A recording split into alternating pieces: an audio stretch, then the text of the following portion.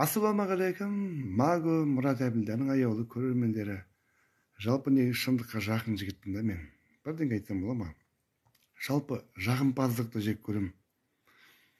Мысалы енді да, нақты айтайын.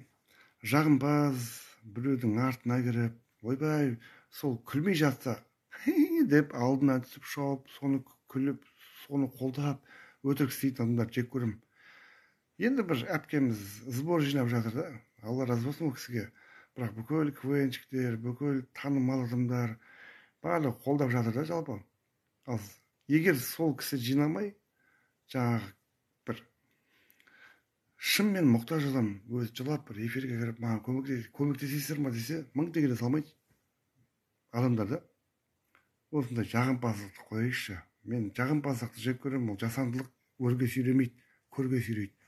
Бауырлар, әділ болайықшы.